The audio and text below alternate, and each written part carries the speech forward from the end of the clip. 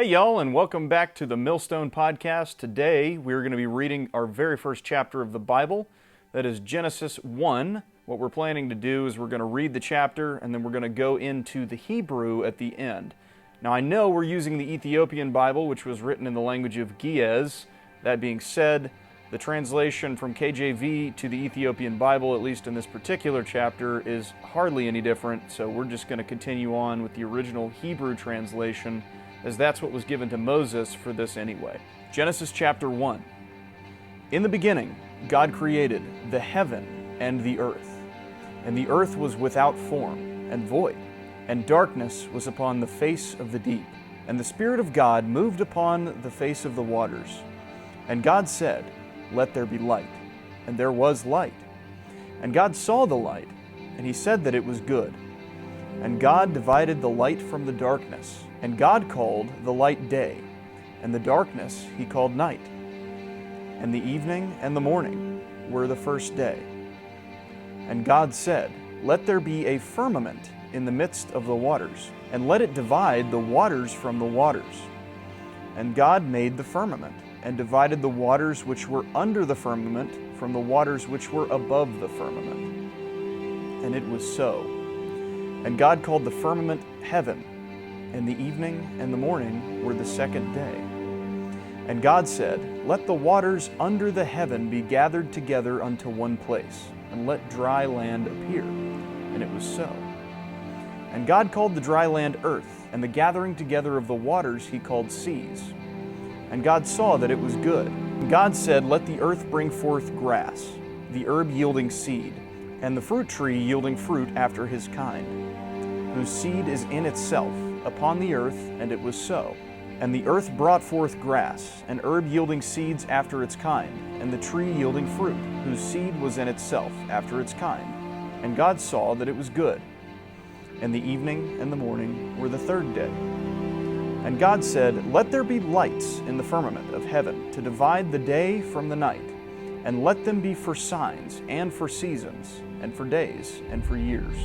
And let them be for lights in the firmament of the heaven to give light upon the earth." And it was so. And God made two great lights, the greater light to rule the day, and the lesser light to rule the night.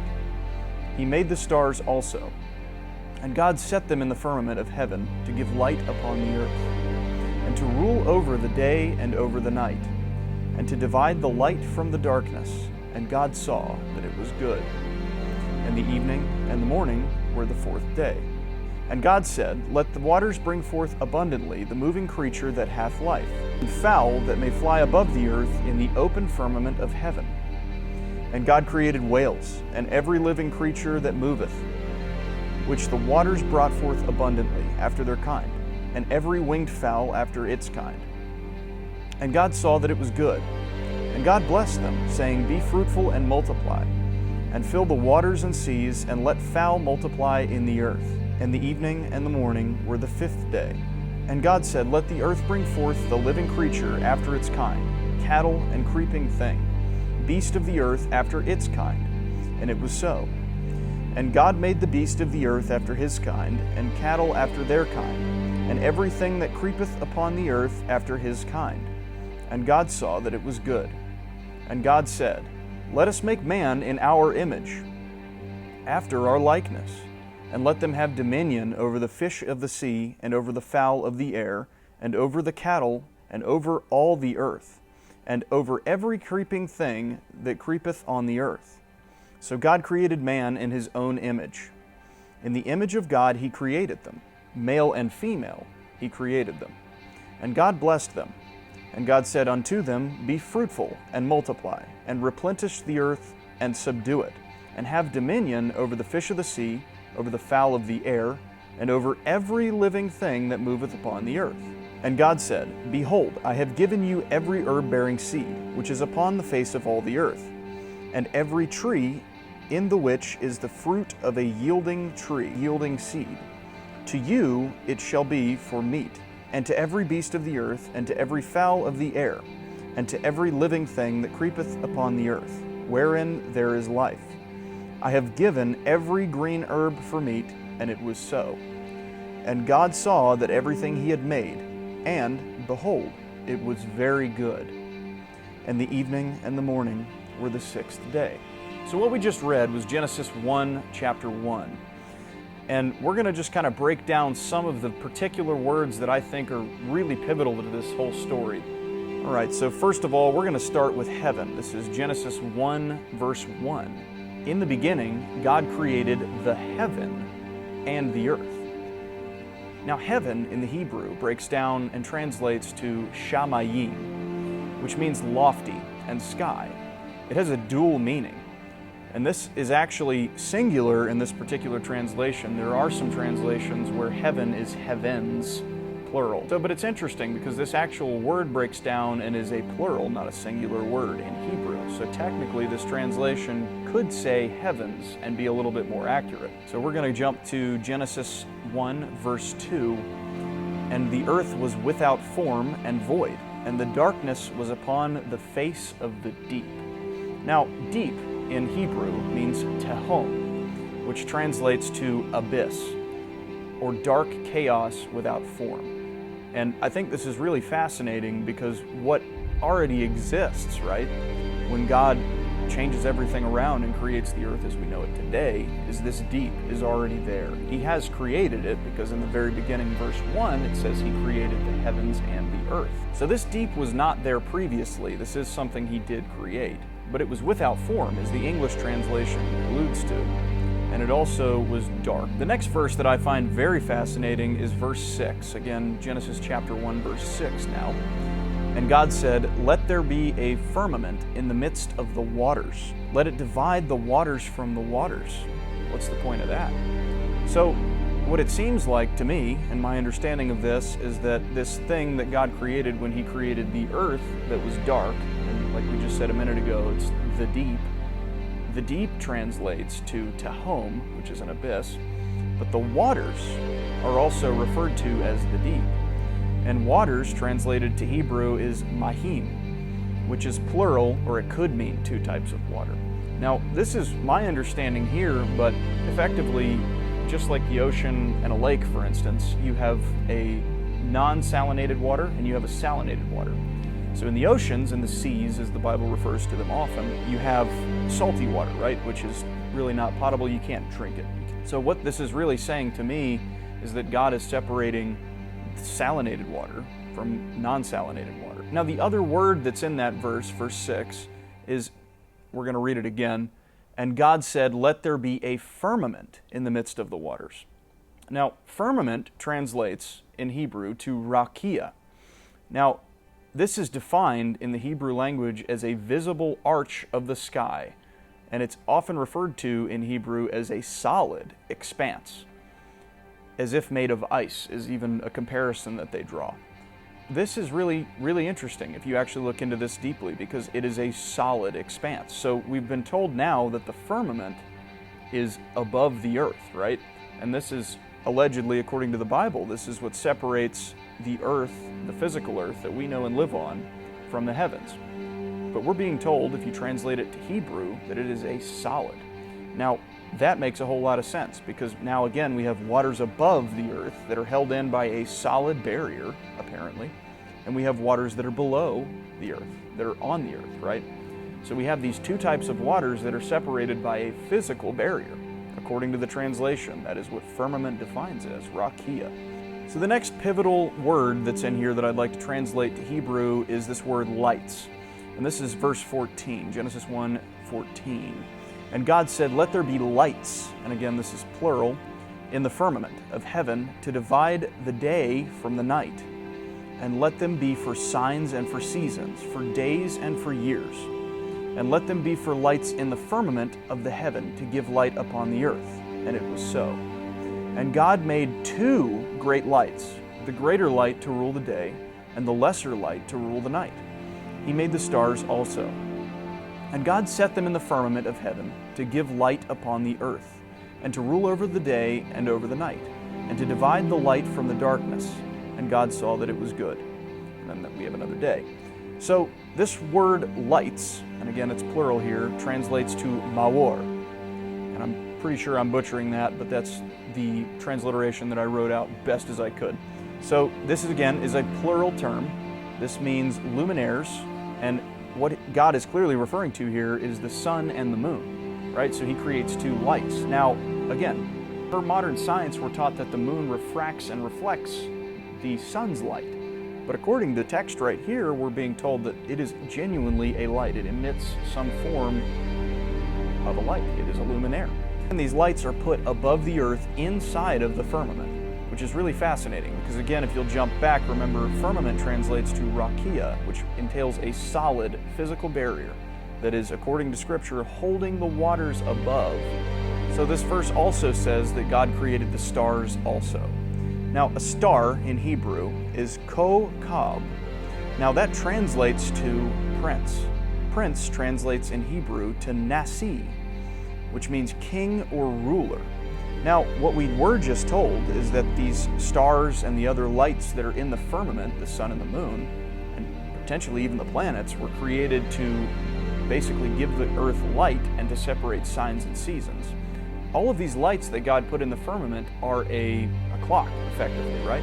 And it's consistent. This is a consistent clock that gives us a time frame, and we can understand signs, seasons, day and night. And so that's the whole purpose of these things. Now, if we go to what star is, a little on down the line, Genesis 6, and we'll get there. I'm not going to jump into this right now. But stars are often referred to in the Bible as angels. Now, I think it's really fascinating as well. If you look back to the very first day, God says, "Let there be light." Now, that's day 1, but he hasn't made the sun, moon, and stars until day 4. So there's light prior to the sun, moon, and stars. And in a literal translation throughout the Bible, you'll find that star often refers to angels. Guys, I think this means that the angels are physically these things we call stars. And I think that it might even go as far as the angels being the sun and the moon, potentially. Or at least that's a heavenly form that they take. We know later, and again, I'm not going to get into this here because this is coming up, but we know that when angels come to earth, they are able to take a human form, and we'll get into that later. But it's really interesting to me that potentially these planets, the sun, the moon, the stars, they might literally be a physical, heavenly body for these angels that are also supposed to do these certain roles. That's very fascinating, though, is that God creates light when he says, "Let there be light" in Genesis 1, verse 1. But again, later on in the 4th day, that's when he creates the sun, moon, and stars. So now we're going to jump down a little ways. We're going to jump to this verse about an open firmament. So this is verse 20.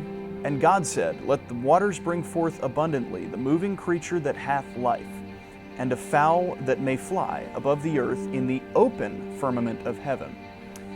Now, we just discussed a minute ago what firmament defines as, which is rakia, which means a physical barrier that is, according to this scripture, separating the waters above from the earth. Now, what's an open firmament? Well, this word in Hebrew, or words really, translates to pauni.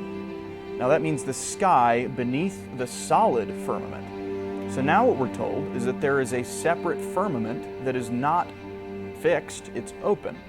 So this particular firmament is not holding up the waters above.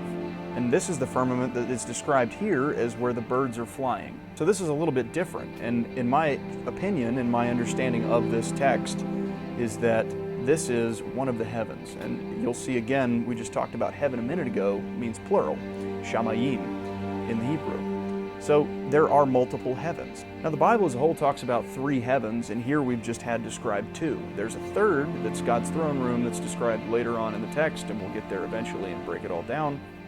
But as of now, in the very first chapter of the entire Bible, we're being told that there are 2 heavens that have been created in these first 6 days so far. All right, so now we're going to jump down to what most Christians probably focus on heavily, which is very, very important. Don't get me wrong, I just like to really delve into this as we go along. Now we're down to verse 26. "And God said, Let us make man in our image, after our likeness." Okay, so us is meaning clearly God is not just talking to, some other rando. He's talking to himself, right? Because he's a Trinity. He's the Father, the Son, and the Holy Spirit. That's what God is saying, is let us, Father, Son, Spirit, make man in our image and in our likeness. So we're going to break these other 2 words down now as well. Image. What does image mean in Hebrew? It means Salem. and I'm, again, not sure how to pronounce that, but it's T-S-A-L-E-M is the pronunciation, which means an outline or in the shape of, and it also translates to shadow. So now what I understand this to mean is that maybe God has created us in his physical human form, so in a man as we know it today. Like, so that is basically to me saying that God is humanoid in shape in his one particular form, in the form of Jesus Christ. And I think that's really, I mean, that's pretty bland. We kind of all know that. If you're a Christian, that's just what we understand image to mean. But likeness is the one that's really, really pivotal to me, and this is kind of shaping up to really, again, explain more of the Bible as a whole. So when God says, and after our likeness, what likeness means, well, actually this phrase, after our likeness, translates in the Hebrew to ki demut nu, which means like we look. But here's where it gets cool. Like we look is pretty much the same as image, right? It's your outline or in the shape of, it's the shadow. Dim, in the demut, breaks down to blood, meaning that we share the blood of God. God created man with his own blood. This word blood, right, dim, in the Hebrew. If we have the blood of God, it explains a lot about why the Bible goes to such great lengths to preserve genealogies and bloodlines, and why Jesus Christ was born of the line of Daniel. It explains the importance of that. And it also might explain why, if there's a grand conspiracy, which I personally do believe there is, blood is very important, and the attempt to corrupt that and or alter DNA might be better explained if we have this evil opposing force. And I really do believe that that's the case. And we'll get into that in Genesis 3 when that kind of kicks off. This context here sets us up for the understanding of the rest of Genesis and the rest of the Bible. All right, so the other thing that was important here, again, a pretty normal Christian take on this here is giving dominion, right? So God says in Genesis, let's see. Yeah, so Genesis 26, right? Still same verse. And God said, let us make man in our image, after our likeness, and then let them have dominion over the fish of the sea, and over the fowl of the air, over the cattle, and over all the earth, and over every other creeping creature that creepeth upon the earth. So God has given us dominion. So I'm sure you've heard the phrase that great power comes with great responsibility. And that's, in my opinion, what this is saying exactly. We were given dominion over all of the earth. We are its keeper, and we're supposed to take care of it. And that includes all other creeping things on the earth, and all the flying things and all the fish of the sea. So it's our job to be good stewards of the earth. And again, I think that's a pretty obvious take here that a lot of Christians do take away. And I don't want to preach that one too hard because we know that, right? But again, I really want to go back to all of these other words that we just translated to Hebrew and then broke down further. I think that these things here are going to set us up for success as we move on in this book. And this is really going to give us, hopefully, a different understanding completely. And we'll have a better understanding of this seed war, right, that Genesis 6 goes into. If we're made with God's blood, and if all these things we've been told about the heavens, right, space, are not necessarily scriptural, I think that's pretty fascinating, and we really ought to look into it. And I definitely encourage you to go do the same thing that I did. Go use the Strong's Concordance. You can just pick any version of the Bible and break it down to Hebrew. And this is a really fascinating way to approach it. Thanks so much for checking out this episode, guys. I really hope you took something away from it.